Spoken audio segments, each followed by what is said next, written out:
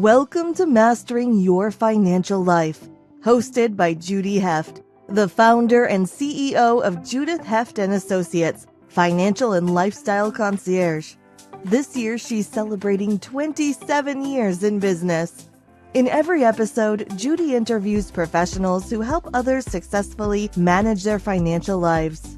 You can find this show on YouTube, LinkedIn, Apple Podcasts, Spotify, Google Podcasts, Stitcher, and more. Judy is the author of 2 books, How to Be Smart, Successful, and Organized with Your Money for a Better Today and Tomorrow, and her latest book, Mastering Your Financial Life Cycles, How to Successfully Manage Money in Every Decade of Life. You can read chapters of her books and catch prior episodes of the show at www.judithheft.com. Now, here's the host of Mastering Your Financial Life, Judy Heft.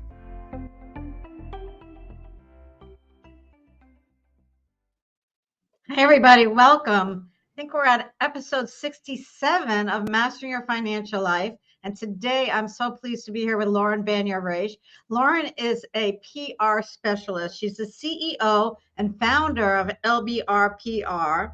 And she focuses on thought leadership and vision. And she's really a passionate entrepreneur. She's always looking to see how the team can create a win-win for her clients. So Lauren, welcome. I'm really excited to be here with you today and find out some little tidbits about PR that can help me and our listeners. So thank you. Absolutely. Well, you're practically a pro already, Judy. So,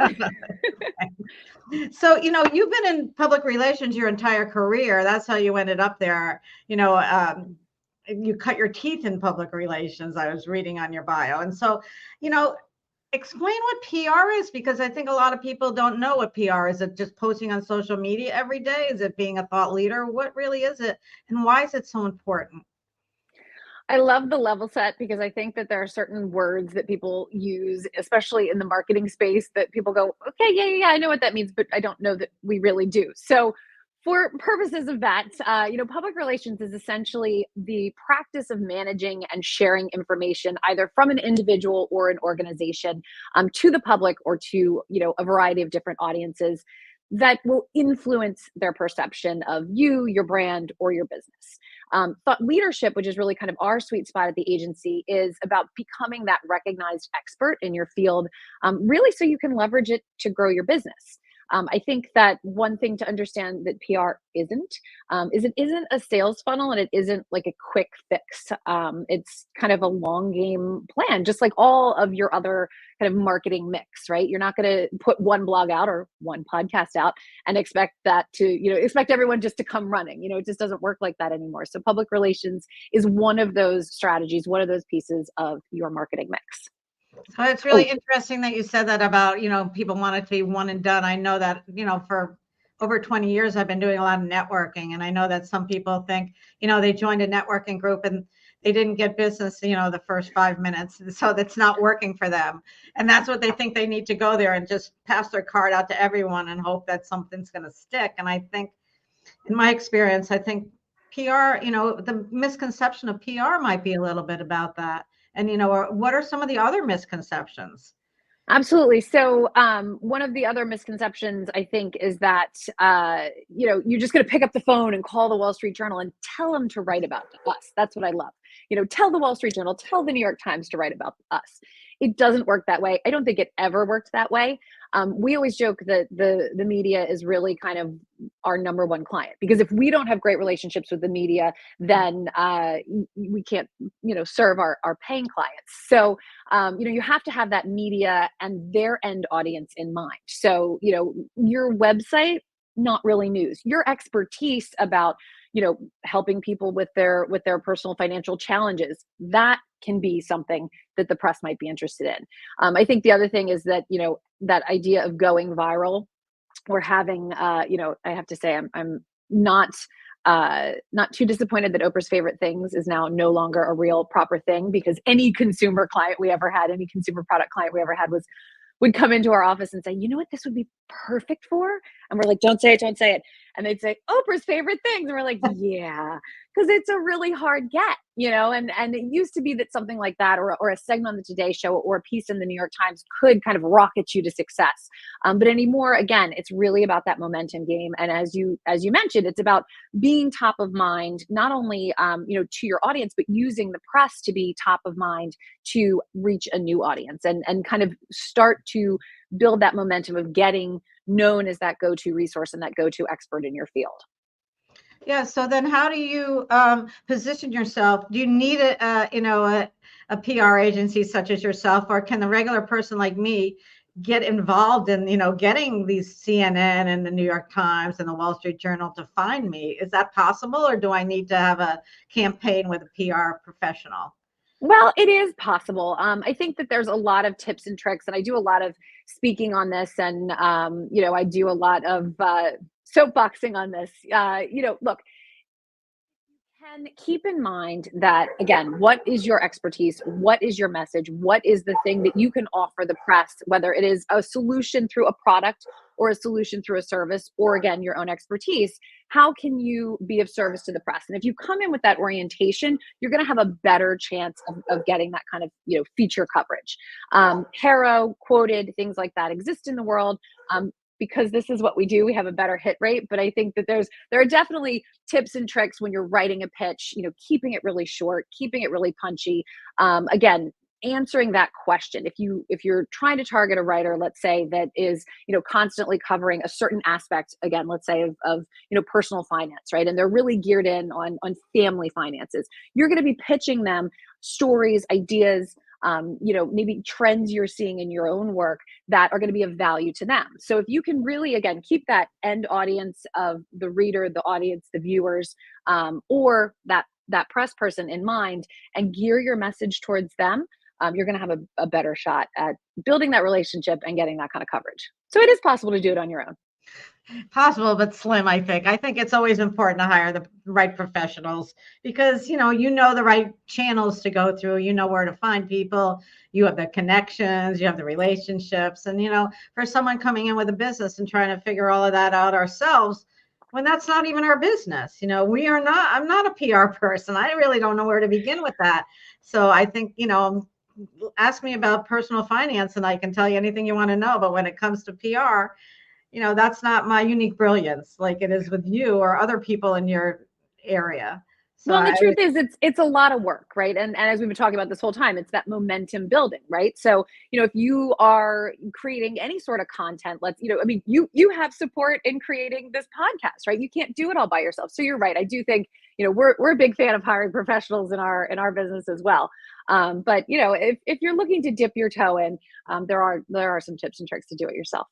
Oh, that's great to know. Well, you know what? Let's take a little break now, and then we're going to come back and we're going to talk some more. I want to ask you some questions about, how are we going to know if PR is right for our business? And then I'm excited to hear about your new chapter that you're starting. It sounds exciting. So we'll talk about that when we come back too, Lauren. Thank you. Hey there. I just want to tell you a little bit about my new book that just came out called Mastering Your Financial Life Cycles. And here it is. It's how to successfully manage your money in every decade of life. I co-authored this with my CFO, Liz Levy. And together we created this manual that's going to help you through every stage of life.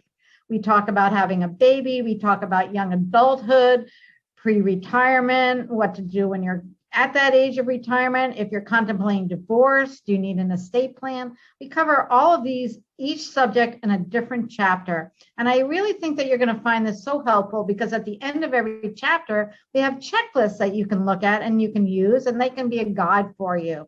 So this is a wonderful manual that we've created. It's available on Amazon. You can also find it on our website at judithheft.com/book. And we're here for you. If you need anything, reach out. I hope you enjoy the book. Here's another picture of it, just so you know what's going on. Here it is. And I'm really proud of it. It's my second book. And I'd love to have you read it and give me your feedback. Judy Heft, judithheft.com, financial and lifestyle concierge, celebrating 26 years in business. And over the years, I've learned so much. And what I've been trying to do is impart a little bit of this knowledge to you, so I can help all of you become as financially organized as I am. And thank you. And we're back here with Lauren Banyar Reich. Lauren is the founder and CEO of LBR PR. So Lauren, how do I know if PR is right for my business? Because it's a huge undertaking, and it's something that I'm not familiar with myself because that's not my wheelhouse. So how does, or me, or, when I mean me, I mean our average person, an entrepreneur, how do they know, if it's right for us, and where do we begin? Other It's a than great hiring question. someone like you. No, it's a great question because we will often get approached by clients or prospective clients where they'll come in and we will say, we just don't think you're ready yet. And there's a couple of reasons why. I think the number one reason is that they don't have a digital footprint for their business that kind of matches them in real life, right? I think, we all know that websites are kind of the new handshake, right? You have to have that. It has to represent you. You don't want that limp, sad handshake, just like you don't want a limp, sad website that doesn't accurately represent the strength and the breadth of your offerings and the expertise, or products or services you have. And so the idea of shining a spotlight, getting press, driving traffic to that website, and having it be a dud that's not accurate, not representative of you, and not capturing really the power of who you are offline is a miss. So, a solid website, a solid digital footprint, which can include social media, it can include a little bit of content marketing. You don't have to boil the ocean, but having that really strong foundation so that when you shine a spotlight on your business and you direct that traffic towards your business, it's ready to receive, right? I think that's a big piece of it. The second piece is that you want to know who you're trying to reach, right? And as entrepreneurs, I think we're always trying to figure out who's that persona, who is that audience that we're trying to sell to. And I think really understanding that is going to be your clue to finding the right press outlets and to discovering the right media landscape for a campaign. So I think, again, one is level setting that digital footprint. Two is understanding the audience. And three is there enough media out there, or who is the right media? Where is the right media for you to be pitching? If you're a local brick and mortar Main Street kind of business, you're not concerned with coverage in the Wall Street Journal. You're not concerned with coverage on Business Insider. You're looking to get those local newspapers, those local, even if it's just a digital news service, you're looking to have that kind of coverage because you're trying to drive that local traffic. If you are a big multinational organization or an organization that serves international folks, you're going to want to look at where you can insert yourself into international media. So you really have to know what that media landscape looks like. And if they're talking about topics that are related to your, again, expertise and business. If that landscape doesn't exist, you might not be ready for PR. It might just not be a fit for you, right? Like paid advertising, other types of content may be a better fit. So that's a big consideration because there has to be somewhere for you to share your message. And if that landscape is, too tiny, it may not be a fit for your business. That's a good point. And one of the things that kind of made me think in the beginning when you were talking about your website, how it needs to be up to speed. I like to think of my website as a brochure. It's a digital brochure because I'm not necessarily having people find me that way, because my business is really all referral based and word of mouth because of the trust factor. So for me, I feel like having that website up there that's current and has all my new stuff up there, my new content, that really is what gives me credibility. So that's the way I like to look at it. I'm sure other people have different feelings. I consider that almost like a destination website. There are websites where, especially if you're spending SEO and you're really driving traffic there, it's a different play. But my website is much like yours. It's really there to kind of legitimize and clearly communicate who we are and what we do. I think the other piece that needs to be in place is you have to know who you're going to be putting forth. Let's say you are, launching a PR campaign, whether, you're doing a little dabbling on your own or you've hired a full agency to support you. Who's your spokesperson? Do you have a great bio for them? Is their LinkedIn page up to date? Have they kind of been trained in how to speak to the press? Those are really important things. And I think the last one is, what are those talking points? What are those topics that are, and I always joke that it's got to be this kind of Venn diagram of, here's your business and your messages and things you want to talk about. And here's the press and what they're covering and what they want to talk about. And you got to find that sweet spot right in the middle. Because again, news from your business is not necessarily going to be news to the rest of the world. So you got to find that little sweet spot in the middle where your message and your expertise or your product and service is, again, of service to the press, so that it's a win-win. That's great. That's really helpful information to remember that. So I know that you're starting a new service offering, which I'm really excited about. It's called LBR PR in a box, and I think it's really exciting. And it could really help people that don't have the big budget for PR to do something on a different level, like do a lot of that themselves, I guess, be their own motivator and get tips from you, and then, put it into practice alone. So can you tell us a little bit about that, Lauren? Absolutely. And that's why I was saying, it is possible, but it's Right. possible when you have a little bit of training and a little bit of background. And so what PR in the box essentially is it's distilling down, 35 plus years of experience from the folks in my agency and our proven process for getting results into a customized package. And I think what's interesting, when you look at kind of what's on the market in terms of options, first of all, PR is table stakes. It's something you really need to be doing to set your business apart from the competition, because your competition is probably already doing it or maybe thinking about it. So, the options are maybe you just do nothing and you stay status quo. On the other end of things, the option is to hire a full-scale agency, and maybe you're just not ready for that because you don't know if PR is right for your business yet, or you don't have the budget, or you're not sure about that media landscape. And in the middle, there's not a lot of options. The one is kind of that basic coursework for $37. You can watch 2 hours of video, and that's great. And that's level setting, again, from the standpoint of just understanding PR, but it's not customized.